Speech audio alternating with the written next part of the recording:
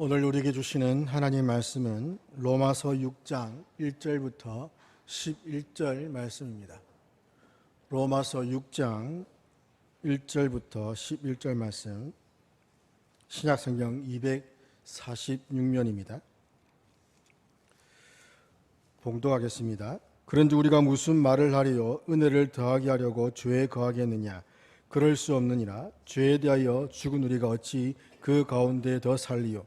무릇 그리스도 예수와 합하여 세례를 받은 우리는 그의 죽으심과 합하여 세례를 받은 줄을 알지 못하느냐? 그러므로 우리가 그의 죽으심과 합하여 세례를 받음으로 그와 함께 장사되었나니 이는 아버지의 영광으로 말미암아 그리스도를 죽은 자 가운데에서 살리심과 같이 우리로 또한 새 생명 가운데에서 행하게 하려 함이라. 만일 우리가 그의 죽으심과 같은 모양으로 연합한 자가 되었으면 또한 그의 부활과 같은 모양으로 연합한 자도 되리라. 우리가 알거니와 우리의 옛사람이 예수와 함께 십자가에 못 박힌 것은 죄의 몸이 죽어 다시는 우리가 죄에게 종노릇 하지 아니하려 함이니 이는 죽은 자가 죄에서 벗어나 의롭다 하심을 얻었습니다.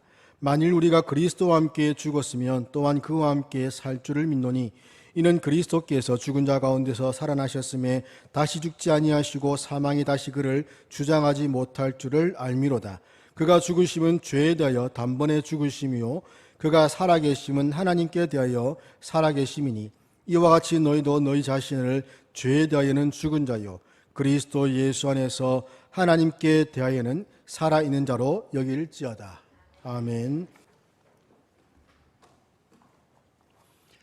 주님의 크신 은혜가 여러분과 함께 하시기를 축복합니다. 오늘 이 시간에는 복음, 부활, 생명의 삶을 누리자라는 제목으로 여러분과 말씀 나누도록 하겠습니다. 우리가 성경을 유심히 보게 되면 성경에 있는 많은 하나님의 사람들은 세상이 알지 못하는 하나님께서 주시는 놀라운 은혜와 풍성한 생명을 누리고 살았다라는 것을 보게 됩니다. 또한 신약의 교회의 성도들은 예수 그리스도를 주로 고백하고 예수를 믿게 될 적에 그들의 생명에 위협이 있고 삶에 어려움이 있고 직장을 쫓겨나야 되는 그러한 시련이 있었지만 그럼에도 불구하고 그들은 정말 세상이 알지 못하는 성령의 위로와 또 하늘의 신령한 은혜를 누리며 그들의 신앙의 여정을 걸어갔다라는 것을 보게 됩니다. 그러면서 곰곰이 묵상하게 되고 질문하게 되는 것은 과연 나는 예수 그리스도를 주로 고백하고 하나님을 믿으면서 그러한 하늘의 은혜와 복음의 생명을 누리며 살아가고 있는가? 오늘 우리 시대의 교회의 성도들은 그러한 하나님께서 주시는 세상을 이기게 하는 그러한 복음과 부활의 생명을 누리고 있는가라는 질문을 하게 됩니다.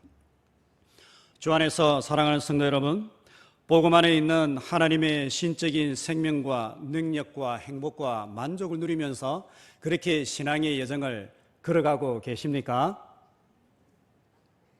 아멘이 없으십니까? 그런 은혜를 누리며 신앙의 여정을 걸어가고 계십니까? 아멘.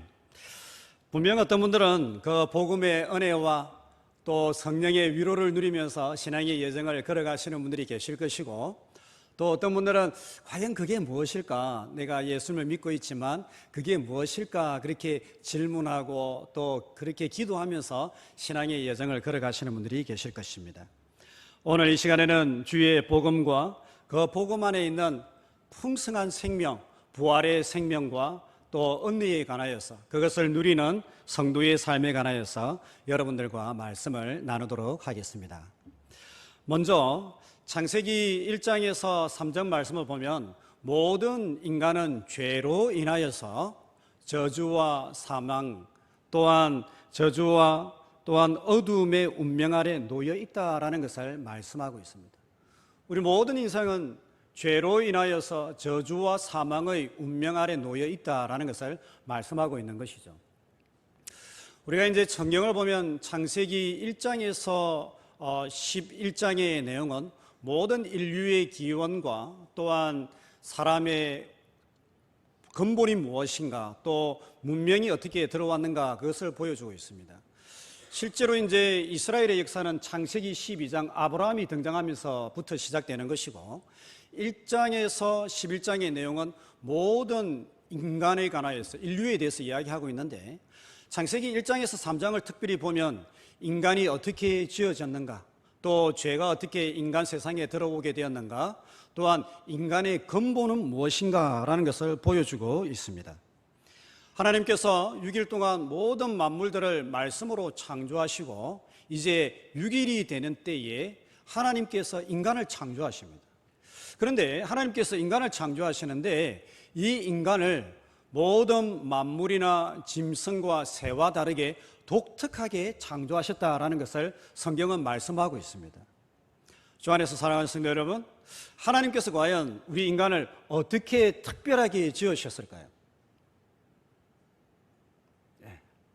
어떻게 지으셨을까요? 아마 여러분 마음속으로 아마 생각하실 수 있습니다. 그런데 하나님께서 우리 인간을 지으셨을 적에 모든 만물이나 짐승과 다르게요, 하나님께서 인간을 하나님의 모양과 형상대로 지으셨다라고 말씀합니다. 창세기 1장 26절에서 28절 말씀을 제가 한번 읽어보겠습니다.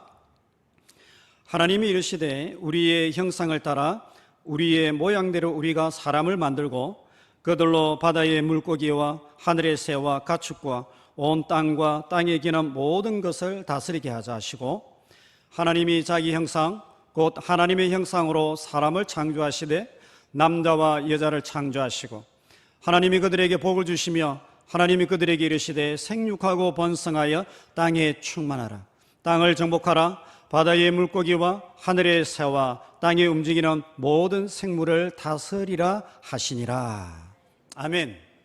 이 말씀을 보면 하나님께서 모든 짐승과 모든 만물과 달리 하나님께서 인간을 그분의 형상과 모양으로 지으셨다라고 말씀하고 있습니다. 그러면 과연 우리 인간이 하나님의 형상과 모양을 따라 지음받았다라는 것이 무슨 의미가 있을까요, 여러분? 어떤 의미가 있을까요? 여러분, 우리 인간이 하나님의 모양과 형상을 따라 지음받았다라는 여기에는 심오한 의미가 담겨져 있습니다. 제가 이제 미국에 이제 유학을 가가지고 거기서 아이를 생산하게 됐습니다. 두 명의 자녀를 갖게 됐는데, 미국은 이제 복지가 좋아가지고 저소득층이나 이제 유학생들은요, 이 국가에서 아이를 출산할 수 있는 모든 도움을 다 혜택을 줍니다. 이제 제가 유학생이니까 이제 아이가 태어나기 2달 전부터 이제 산모와 아이의 검사하는 모든 부분들을 국가가 책임을 지는 거예요. 그리고 이제 아이들이 태어나서 18세가 될 때까지 교육과 건강과 또 심지어 치아까지 모든 것을 책임을 지고 그렇게 합니다. 아이가 태어날 때가 되면 이제 병원에서 모든 출산의 과정과 식료와 병원비를 다 이제 하는데, 이제 임신이 이제 되고 이제 출산일이 가까우니까 이제 배가 이제 터는 거예요, 아내가. 그래서 안 되겠다 싶어가지고 이제 병원을 이제 밤늦게 이제 갔는데 막 몇 시간 동안 진통을 하고, 제가 그걸 보면서요, 정말 어머니들 대단하시다. 가만히 있으면 큰일 나겠는 거예요, 보니까. 근데 이제 저녁에 들어가가지고 한 10시간 진통을 나가지고 이제 애가 태어났습니다. 첫째 애가 이제 딸아이가 태어났는데, 제가 그 모든 과정을 지켜보면서 이제 아이가 태어날 적에 제가 탯줄을 잘랐습니다. 탯줄을 자르고 나서 아이를 품 안에 안았는데 제가 깜짝 놀랐습니다. 두 가지 사실에 깜짝 놀랐습니다. 먼저는 뭐냐면, 아이가 태어나면 TV나 이런 광고에 보면 피부가 좋아가지고 예쁜 그런 모습이 아니에요. 완전히 얼굴이 벌게가지고 고구마처럼 태어났는데 내가 그걸 보고 깜짝 놀랐어요. 애들이 고구마처럼 벌게 얼굴이 막 몸은 없는 거예요. 얼굴만 크다 이렇게 있는 거예요. 근데 두 번째 제가 놀란 게 뭐냐면요, 아이의 여자아이인데요, 아이의 얼굴에 저의 형상이 있는 거예요. 저의 모양이 있는 거예요. 저의 어릴 적에 모양이 아이의 얼굴 속에 판박이처럼 박혀 있는 거예요. 야, 신기하다. 이 모양과 형상이 박혀 있는 거예요. 2년 반 이후에 둘째 아이가 태어났습니다. 제가 또 이제 아내가 이제 출산하는 과정에 옆에 지켜보고 있다가 탯줄을 또 잘랐습니다. 아이를 품에 안는데요, 남자아이인데요, 약간 골격이 더 좋아요, 딸아이보다. 그런데요, 얼굴을 보니까 그 얼굴에 저의 모양과 형상이 그대로 박혀 있는 거예요. 제가 그걸 보면서 예전에 잘 아시는 목사님이 얼굴이 둥그름하게 달덩이 같은데 딸이 그래요. 저걸 보면서 어떻게 저럴 수 있을까 했는데 제 딸을 보니까 제가 이해가 되더라고요. 여러분, 여기 본문에 보면 하나님께서 인간을 자신의 모양과 형상대로 지으셨다라고 말씀하고 있습니다. 그 말이 무슨 말씀입니까, 여러분? 하나님께서 인간을 지으실 적에 모든 만물은 영혼이 없이 그렇게 지었어요. 그런데 하나님께서 인간은 당신의 아들과 딸로 당신의 자녀로 지으셨다라는 것을 말씀하고 있는 것입니다. 주 안에서 사랑하는 성도 여러분, 여기에는 신비한 비밀이 숨겨져 있습니다. 신비한 비밀이 숨겨져 있습니다. 무슨 말이냐면 우리 인간의 근원이 어디에 있는가, 우리 인간의 존재의 근원이 누구에게 있는가, 그것을 보여주고 있는 것입니다. 우리 인간의 근원은 하나님에게서 왔다라는 것을 이야기하고 있습니다. 그렇기 때문에 우리 모든 인간은 하나님으로부터, 하나님과의 관계가 올바로 될 적에 하나님으로부터 참된 만족과 참된 행복과 위로와 삶의 안정을 찾게 된다라는 것을 말씀하고 있는 것입니다. 그렇기 때문에 세상적으로 아무리 성공하고 명성이 있고 권력을 얻었다 할지라도 하나님과의 관계가 깨어지고 하나님의 은혜를 모르는 사람들, 하나님과의 관계가 회복되지 않고 우리 속에 하나님의 형상이 일어나지 않는 사람은요, 참된 행복과 성공을 만날 수가 없고 경험할 수가 없다라는 것입니다. 마치 목마를 때에 바닷물을 떠먹으면 더욱더 목말라서 사람이 더 힘들고 미치게 되는 것처럼요, 세상 사람들이 성공하면 성공할수록 쾌락을 찾고 마약을 하고 그렇게 하는데요, 더 목말랐어요. 방황하고 힘들어하는 것입니다. 세계적으로 유명한 소설 작가 중에 미국의 어니스트 해밍웨이라는 그러한 작가가 있습니다. 혹시 문학을 하시는 분들은 좀 아실 수 있습니다. 어니스트 해밍웨이라는 작가가 있습니다. 이분이 어떤 책을 지었느냐면 누구를 위하여 종을 울리는가, 그리고 노인과 바다, 이런 세계적으로 유명한 그러한 책을 쓰게 되고요, 그래서 노벨 문학상도 받게 되고 퓰리처상도 그렇게 받게 됩니다. 제가 예전에 이제 좀 관심이 있어가지고 노인과 바다라는 그 책을 한번 읽어보았습니다. 읽어봤는데 여러분 혹시 읽어보신 분들 아실 텐데요, 거기 등장인물이 없어요. 이야기가 진행이 되려면 주인공이 있고 주인공을 괴롭히는 사람이 있고 악당이 있고 또 뭐 이게 스토리가 풀려나가는 게 있어야 되는데, 이 노인과 바다에는 등장인물이 없어요. 진짜 노인, 그리고 바다, 그리고 갈매기, 물고기 이렇게 있습니다. 그런데 이 노인이 물고기를 잡으면서 어떻게 이 바다랑 이야기하고, 오늘 파도가 많이 치네, 저 갈매기 끼룩끼룩 잘 놀고 있네, 이런 이야기하면서요 고기 잡는 그 과정들을 설명을 해갑니다. 어떻게 고기를 잡아야 될까? 큰 고기를 잡아 기분이 좋았는데 상어가 또 찾아와가지고 물고기를 뜯어먹고 이런 것을 보면서요 허무함을 설명을 합니다. 그런데요 세계에 있는 사람들이 열광을 하는 거예요. 이것이 우리 인생의 모습과 인생의 허무함을 보여주고 있다면서요 이 세계에 있는 사람들이 열광을 하게 되고 퓰리처 수상을 하게 됩니다. 얼마나 유명하게 되는지, 이 사람이 명성을 얻게 되고 부를 얻게 되고 이름을 얻게 되고, 이 어니스트 해밍웨이가 찾아갔던 스위스의 그 커피숍은요 지금도 유명해가지고요 그 사람이 차고 미어 터지는 것입니다. 모든 권력과 모든 명성과 쾌락을 얻기 위해서 심지어 5번이나 결혼을 하게 되는데요, 참된 만족과 행복이 없는 거예요. 참된 만족과 행복과 기쁨이 없는 거예요. 그래서 이 사람이 하루는 자기 집에 있는 총을 들고, 엽총을 들고요 자살을 합니다. 자살을. 소망이 없다는 거예요. 하나님 없는 인생은 성공하면 성공할수록요 더 목마르고 허무하다는 것을 보여줍니다. 왜 그렇습니까? 창세기 3장을 보면 우리 인간이 사탄의 뱀의 꾀임에 넘어가가지고 죄를 짓고 하나님의 형상이, 우리 속에 있는 하나님의 형상이, 모양이 깨어져 버린 거예요. 그리고 하나님과의 관계도 단절되어 버린 거예요. 그러니까는 하나님으로부터 말미암는 참된 만족과 행복과 은혜와 기쁨이 사라져버려요. 하나님이 없으니 우리 인간의 운명이 저주와 어둠에 놓이게 됐다는 것을 단적으로 보여주고 있는 것입니다.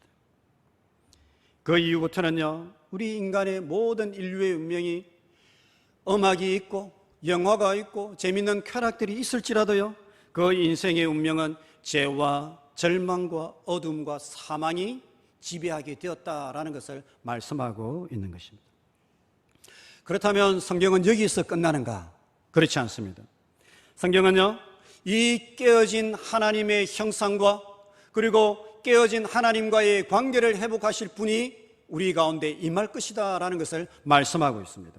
그래서 구약 성경은 오실 예수 그리스도, 죄가 없으신 유일하게 하나님의 아들로서 우리 가운데 죄가 없으신 분으로 오셔서 우리를 다시금 회복하고 우리 속에 하나님의 형상을 회복하고 하나님과의 관계를 회복함으로써 참된 만족과 영광과 지혜와 능력을 주실 오실 예수 그리스도를 이야기하고 있고, 신약 성경은요, 오신 예수 그리스도를 이야기하고 있습니다. 예수 그리스도가 우리의 모든 죄를 사하고 우리를 회복하셨다라는 것을 말씀하고 있는 것입니다. 두 번째 대지로 로마서 6장의 복음은 하나님의 성도가 그리스도와 신비한 연합을 이루게 될 적에 하나님의 형상을 회복하게 되고 하나님과의 관계를 회복하게 된다라는 것을 말씀하고 있습니다. 성도는 그리스도와의 신비한 연합을 통하여서 하나님의 형상을 회복하고 하나님과의 관계를 회복하는 축복을 누리게 된다라는 것을 말씀하고 있는 것입니다. 로마서 6장은 성경에서 가장 심오한 복음, 그것이 무엇이냐면 하나님의 백성들이 성령 안에서 누리게 되는 그리스도와의 연합에 관해서 말씀하고 있고, 그 연합을 말하는 세례에 관해서 말씀하고 있습니다. 예수 그리스도를 믿지 아니하는 분들이 세례를 받는 것은 어떤 의미가 있습니까, 여러분? 또한 우리가 매년마다 이 밖에 참여하게 되는 세례는 어떤 의미가 있습니까, 여러분? 예수님을 믿지 아니하는 분들이 세례를 받는다라는 것은 이 세례를 통하여서 이제 예수 그리스도와 연합한 자가 되었다라는 것을 말씀하는 것입니다. 예수 그리스도와 연합하고 이제 하나님의 가족이 되었다, 예수 그리스도의 가족이 되었다, 하나님의 자녀가 되었다라는 것을 말씀하고 있는 것입니다. 성도가 정말 매년마다 이 세례를 통하여서 세례에 참여하는 것, 성찬식에 참여하는 것, 이것은 여러분 어떤 의미가 있는가? 그것은 다름이 아니라 예수 그리스도에게 일어난 일들이 나에게도 일어난다는 것입니다. 예수 그리스도에게 일어난 그 놀라운 사건들이 나에게도 일어나고 예수 그리스도에 관한 사실들이 나의 사실이 된다는 것을 말씀하는 것입니다. 그러면 예수 그리스도에게 어떤 일들이 일어났습니까, 여러분? 오늘 로마서 본문을 보면요, 예수 그리스도는 지상의 사역을 통하여서 두 가지 거대한 사건들을 성취하셨다라고 말씀하십니다. 그것은 다름이 아니라 예수 그리스도의 죽음과 예수 그리스도의 부활의 사건이 성취되었다라고 말씀하고 있는 것입니다. 그리고 더 놀라운 사실은 예수 그리스도를 주로 고백하고 성령 안에서 예수 그리스도와 연합된 하나님의 백성 성도는 그 예수 그리스도의 죽음과 예수 그리스도의 부활에 동참하는 신비하고 놀라운 은혜를 누리게 된다라는 것을 이 로마서 말씀은 우리에게 말씀하고 있습니다. 로마서 6장 4절에서 7절 말씀을 우리 한번 다 같이 한번 보겠습니다. 오늘 우리가 읽었던 로마서 6장 4절에서 7절 말씀을 다 같이 한번 보도록 하겠습니다. 시작. 그러므로 우리가 그의 죽으심과 합하여 세례를 받음으로 그와 함께 장사되었나니 이는 아버지의 영광으로 말미암아 그리스도를 죽은 자 가운데서 살리심과 같이 우리로 또한 새 생명 가운데서 행하게 하려 함이라. 만일 우리가 그의 죽으심과 같은 모양으로 연합한 자가 되었으면 또한 그의 부활과 같은 모양으로 연합한 자도 되리라. 우리가 알거니와 우리의 옛 사람이 예수와 함께 십자가에 못 박힌 것은 죄의 몸이 죽어 다시는 우리가 죄에게 종노릇하지 아니하려 함이니 이는 죽은 자가 죄에서 벗어나 의롭다 하심을 얻었음이라. 아멘. 사도 바울은 성도의 신비한 연합을 이야기하고 있는데 그것은 다름이 아니라 예수 그리스도께서 죽으실 때에 우리도 함께 죽었다라고 말씀하십니다. 그러나 더 놀라운 사실은 이 죽음에만 머물러 있는 것이 아니라 예수 그리스도가 부활하실 때에 우리 성도들도 부활하는 은혜와 부활의 생명을 누리게 된다라고 말씀하고 있는 것입니다.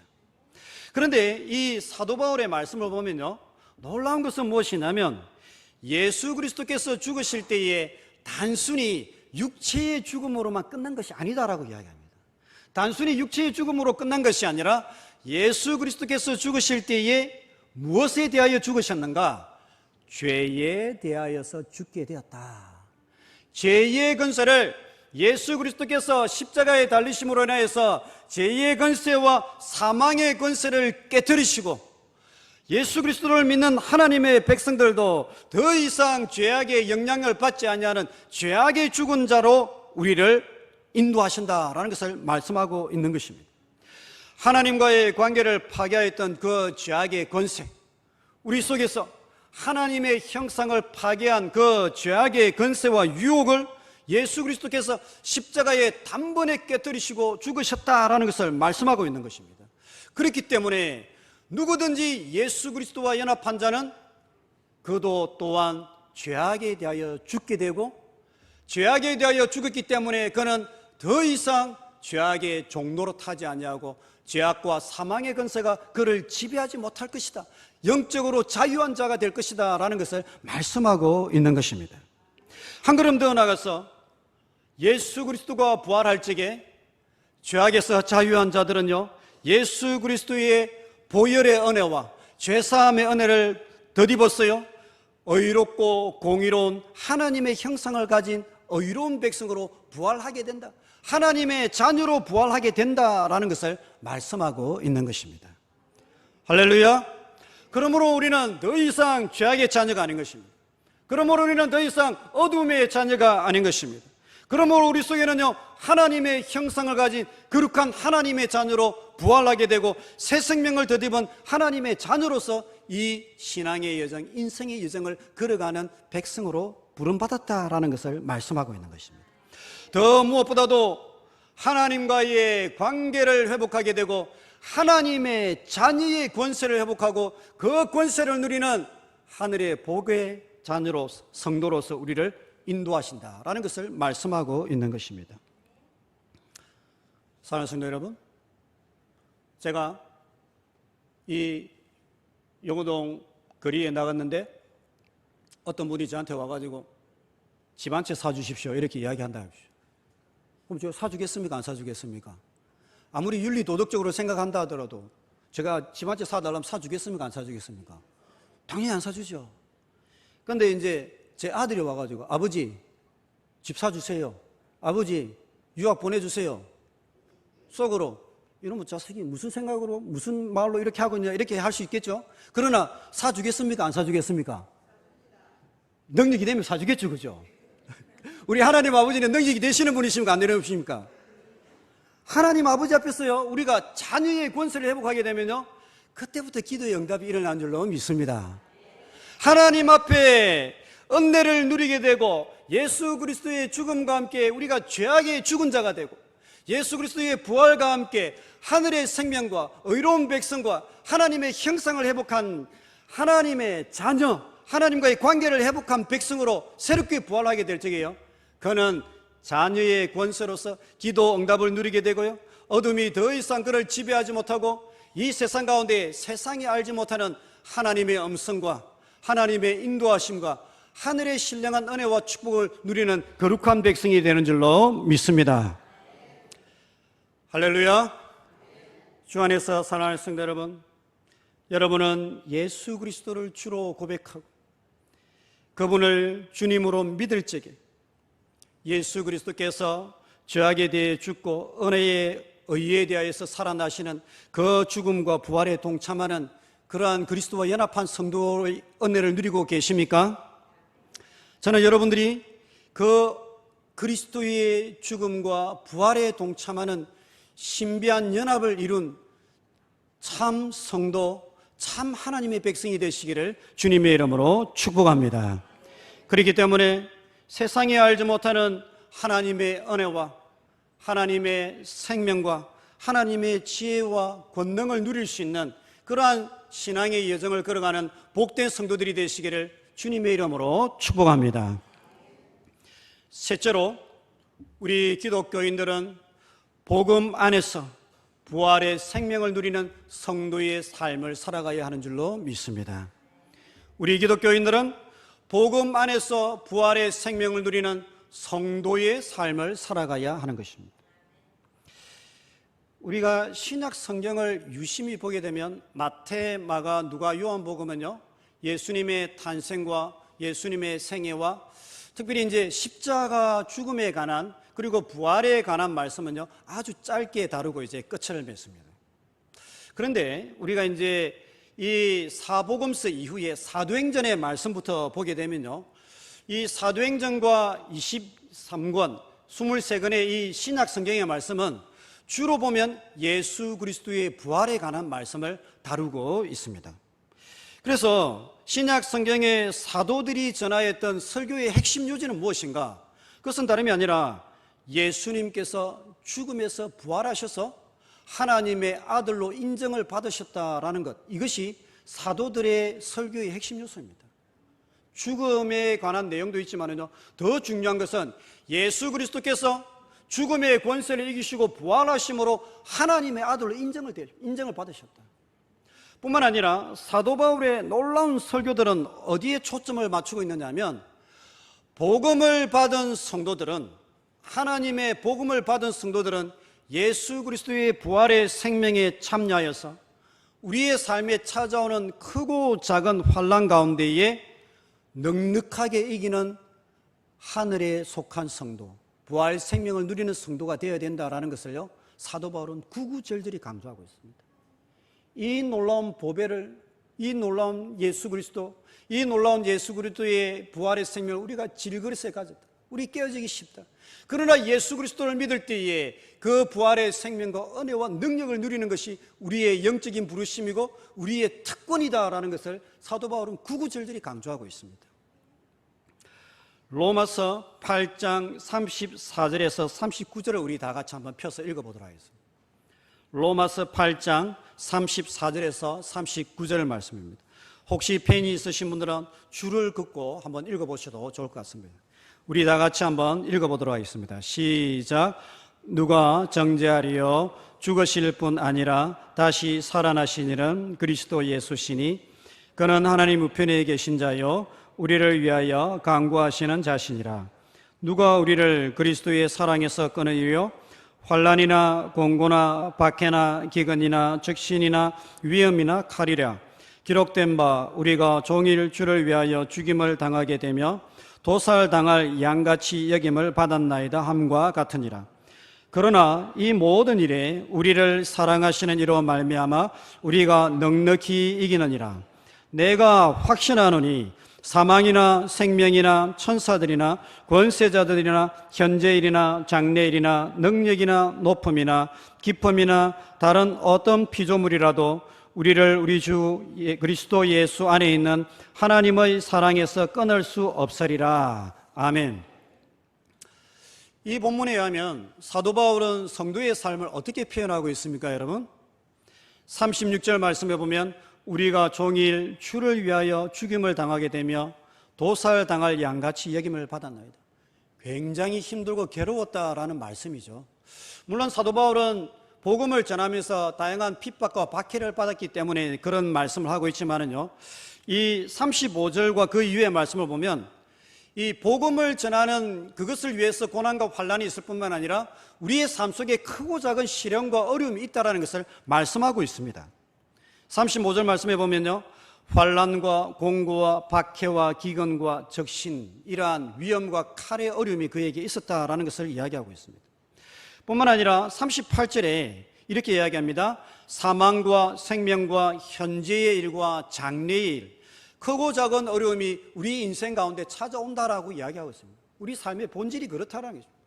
그 누구도 이 어려움과 태어나면 죽는 것이고요, 현재의 일이 있고 장래의 일이 있고 어려움이 있다는 것입니다. 이게 우리 인생의 본질이다라는 것입니다. 그러면 그때 성도는 낙심하고 좌절하는 그러한 삶을 살아가는 자입니까? 사도 바울은 그렇게 말씀하지 않습니다. 성도는 낙심하고 좌절하는 것이 아니라 37절 말씀에 이렇게 말합니다. 그러나 중요하죠. 그러나 이 모든 일에 우리를 사랑하시는 이로 말미암아 우리가 넉넉히 이기느니라. 아멘. 넉넉히 이기느니라. 할렐루야. 우리를 사랑하시는 이로 말미암아 넉넉히 이기느니라 라고 말씀하고 있습니다. 39절 말씀에 그 어떤 것도 우리 주 예수 그리스도 안에 있는 하나님의 사랑에서 우리를 끊을 수 없으리라. 현재일이나 장래일이나 사망이나 환난이나 공고나 핍박이나 기근이나 칼이나 적신이나 그 어떤 것도 우리를 예수 그리스도의 안에 있는 하나님의 사랑에서 끊을 수 없을 것이다. 그런데 사도 바울의 말이 뭐라고 하냐면 내가 확신하노니 그 어떤 것도 우리를 하나님의 사랑에서 끊을 수 없을 것이고 이 모든 것을 넉넉하게 이기느니라 라고 말씀하고 있습니다. 저는 이러한 은혜를 누리는 우리 모든 성도님들이 되시기를 주님의 이름으로 축복합니다. 그렇다면 중요한 것은요, 사도 바울의 이런 놀라운 확신과 넉넉하게 이기는 그 능력은 어디에서 오는가? 어디에서 과연 이것이 출발하는가, 시작되는가입니다. 그것은요, 그 비밀은 34절에 있습니다. 34절에 보면요, 우리가 믿는 예수 그리스도가 어떤 분이신지 그걸 강조하고 있습니다. 그분을 신뢰할 적에 외적인 환경과 시련이 있어도 우리가 넉넉히 이긴다라고 이야기하고 있습니다. 34절 말씀 제가 한번 읽어 올리겠습니다. 죽으실 뿐 아니라 다시 살아나신 이는 그리스도 예수시니 그는 하나님 우편에 계신 자요 우리를 위하여 간구하시는 자신이라. 예수 그리스도는 누구신가? 죽었다가 다시 살아나신 이 예수 그리스도, 죽음의 권세를 이기신 예수 그리스도, 사망의 권세를 이기신 예수 그리스도, 어둠의 권세를 이기신 예수 그리스도, 우리의 삶에 빛을 주시는 예수 그리스도, 우리의 삶에 생명을 주시는 예수 그리스도, 우리의 삶에 생수의 강물을 허락하시는 예수 그리스도, 그 예수 그리스도에 인하여서요 우리가 넉넉하게 이기게 된다라는 것을 말씀하고 있는 것입니다. 우리가 곰곰이 생각해 보면 세상에서 가장 두렵고 무서운 게 무엇일까? 세상 사람들이 가장 두려워하고 무서워하는 게 무엇일까? 이게 사망이고요, 죽음이죠. 사망이고 죽음이죠. 그런데 예수 그리스도께서요 그 권세를 깨뜨리시고 죽음에서 부활하심으로 사망의 생명으로 이기셨다. 하나님의 권능으로 그 사망을 깨뜨리시고 모든 그리스도를 믿는 자들에게 부활의 생명과 영원한 빛과 영원한 생수를 우리에게 허락하여 주셨다라고 사도 바울은 선포하고 있는 것입니다. 무엇보다도 놀라운 사실은요, 이 예수 그리스도께서 하나님 우편에 앉아 계셨어요. 우리를 위하여서 기도하고 계신다는 거죠. 우리를 위하여 중보기도 하고 계신다는 거죠. 이게 얼마나 큰 위로가 되는지 모릅니다. 힘들고 어려울 때 기도해 보십시오. 기도가 잘 되는 때도 있지만 안 되는 때도 많습니다. 마음이 무너지고 속이 상하는데 기도가 되면 정말 대단한 성도이고, 기도가 잘 안 되면 그럴 때도 있는 것이죠. 그런데요, 이 말씀에 보면요, 예수 그리스도가 하나님 우편에 앉아 계셨어요. 우리 쓰러져 있는 성도, 낙심한 성도, 마음이 무너진 그 성도를 위하여서 기도하고 계시고 그를 중보하고 계시고 한없는 탄식과 눈물과 간구함으로 성부 하나님께 기도하면서요 우리가 다시금 일어서고 하나님의 은혜와 생명을 누리고 우리가 놓쳐버리고 있는 그 복음의 비밀, 부활의 생명을 누리는 그러한 하나님의 백성으로 다시금 일어서게끔 우리를 위하여서 기도하고 계신다라는 사실을 말씀하고 있는 것입니다. 그렇기 때문에 우리는 세례를 통하여서 주님과 연합한 자가 되고 그 주님과 연합한 자가 될 적에요 세상이 알지 못하는 하늘의 은혜와 하나님의 생명과 하나님의 지혜와 능력을 누리면서요 이 인생의 여정을 걸어가는 줄로 믿습니다. 그러한 하나님의 백성의 삶의 비밀과 능력이 여러분 가운데에 작동하고 여러분 가운데 체험되고 여러분을 이렇게 세우는 그러한 놀라운 역사, 복음의 역사가 일어나기를 주님의 이름으로 축복합니다.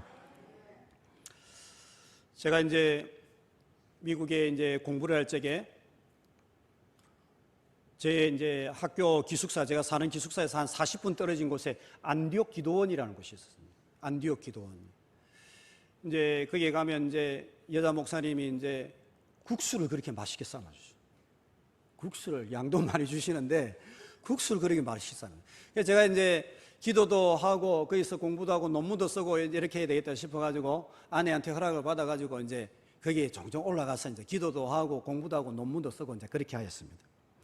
근데 이제 제가 이제 한 2, 3일씩 때로는 뭐 4일씩 뭐 이렇게 이제 기도를 하는데요.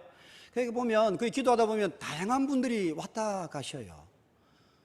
다양한 분들이 왔다 가시는데 이제 뭐 좋은 일이 있어서 기도원 오시는 분들은 그렇게 드물고 삶의 환난과 강도 만난 분들, 그래서 남편이 바람 피워가지고 우울증에 빠진 여자분들, 그런 분들, 삶은 너무 외적으로는 좋은데 뭐 다 모든 걸 갖췄는데 남편이 바람을 피워가지고 우울증 걸려가지고 기도원 찾아오시는 분들, 목회하시다가 상처받은 목회자들, 또 자녀 문제, 사업의 문제를 가지고요 기도하시는 분들이 기도하러 찾아오시면 굉장히 많이 계셨습니다. 이제 그런 분들과 이제 함께 이제 며칠 이제 지내다 보면요 같이 식사도 하고 그러다 보면 그분들이 이제 밥만 먹는 게 아니지 않습니까? 그럼 이제 이야기를 하셔요. 자기의 썰을 푸셔요. 이야기 듣고 보면 또 재밌거든요, 여러분. 재밌는데 이제 듣고 보면 이런 일들이 있어가지고 기도를 하고 오셨구나라는 것을 제가 느끼게 됩니다. 근데 기도하러 처음에 올 때는 보면 얼굴이 죽을 상이 돼가지고 그렇게 올라오는데 이제 기도를 며칠 하면 당장 기도하면 문제가 해결되는 건 아니지만요. 기도하러 왔을 때 얼굴하고 갈 때 얼굴이 달라요. 이제 집에 갈 때는 보면요. 얼굴이요. 환하게 변화돼가지고요. 이 얼굴이 인상이 달라지고 그렇게 내려가신 분들이 많이 계셨어요. 제가 보면서 제가 느끼는 거예요. 저분한테 성령이 임했구나. 진짜 하나님 만났구나. 믿음이 생겼구나. 이게 믿음이 생긴 거예요. 삶은 힘들고 어려운데 고난은 있는데 저분이 믿음을 가지고 믿음을 무장해서 내려가는 거라 그렇게 느껴지는 거예요, 제가. 그래서 아무리 근심, 걱정, 두려움을 없애려고 해도요, 그것도 나름대로의 권세가 있어요. 그게 떠나지 않는 거예요. 그런데 기도하고 성령을 체험하면요, 믿음이 생기고 근심, 걱정, 두려움이요 권세를 풀어버리고요, 영적으로 신령한 은혜를 경험하면서요 새로운 기대감과 새로운 믿음과 새로운 하나님의 인도하심을 구하면서요 얼굴이 환하게 돼가지고 내려가는 거예요. 제가 그걸 보면서 저거구나. 믿음 안에서 기도하고 주님의 얼굴을 구하면요 얼굴이 저렇게 바뀌는구나. 모든 인생 가운데에 고난이 찾아오지만은요 그 고난이 기도를 만나게 될 적에, 모든 인생이 환난과 시련을 겪게 되지만은요 그 환난과 시련과 위협이 기도를 만나게 될 적에 그 시련과 환난과 고난은요 하나님의 섭리와 하나님의 축복으로 변화되는 줄로 믿습니다.